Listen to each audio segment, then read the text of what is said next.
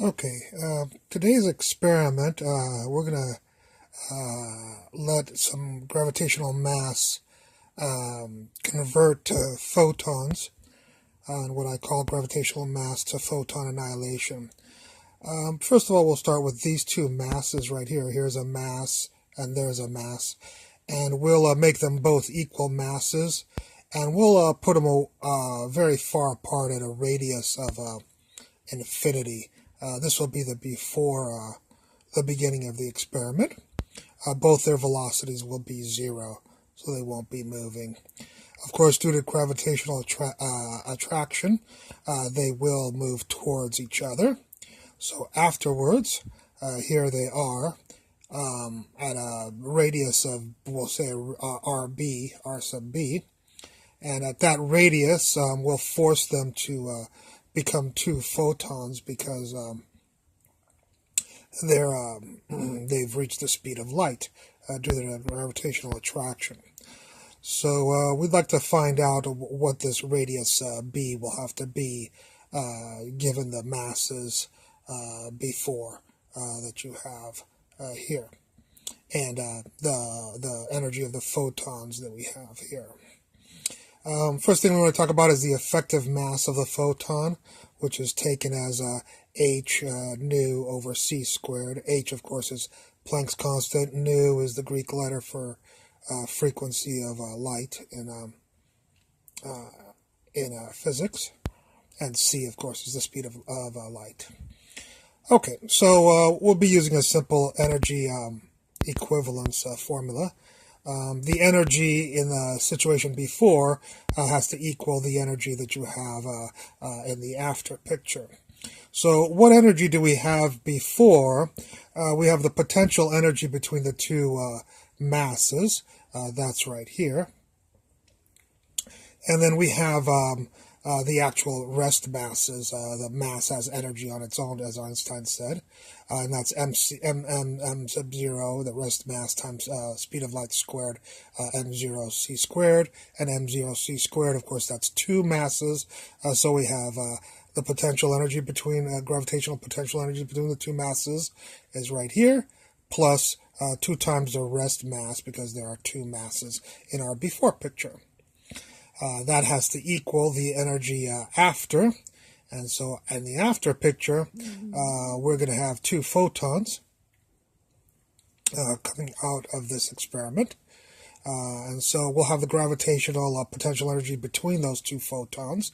Unlike the original potential energy with the masses, the potential energy between two photons will be well, the original, before we have the two masses, so our potential energy is mass times mass, but afterwards we have two photons, so we'll have to do not mass times mass, rest mass times rest mass, but effective mass of a photon times effective mass of a photon. And then the equation will be very similar to this. So I've put in, for the masses that you would normally have in a gravitational potential energy, I've put in the effective mass equivalence, which is h nu over c squared. There's for one of the photons, and here's the other photon. So it's basically negative gmm over the distance. There, just like over here, it's a negative gmm over the distance. And the other energy that we will have here, that's the potential energy between the two, gravitational potential energy between the two photons. The other, that's the gravitational potential energy between the two photons. The other energy we have is, of course, the energy of the photons, and the energy of a photon is h times nu. Which is Planck's constant times the frequency of the electromagnetic radiation. And so, of course, we have two photons, so we'll have 2 times h nu, or 2 times the energy of each of one of the photons. Okay, so there's our energy of the photons. There's our gravitational energy between the photons. That's happened after, in the after picture. Here is the rest energy of the masses, 2 of them, and the potential energy, gravitational potential energy between the two masses. Once you have this equation, the first thing we'll do is we'll let the distance between the two masses in the before picture be infinite, and if the radius is infinite, then this term will go away. It'll go to 0, so it will be gone. So all we'll be left with is this term, and this term, these three terms. And if we do a little bit of algebra, you type this up into one of the computer algebra systems on the internet and solve for RB right here, you will get this formula for the radius of annihilation, where mass will turn into photons after it's come into a collision. Let's see this formula. It has the gravitational constant G, 6.67 times 10 to the minus 11, Planck's constant. You will need to know the after frequency of the light, and this is also new B. I'm sorry, I didn't subscript there. Let me write that in for you right now. I'm trying to get some of the errors fixed in this video.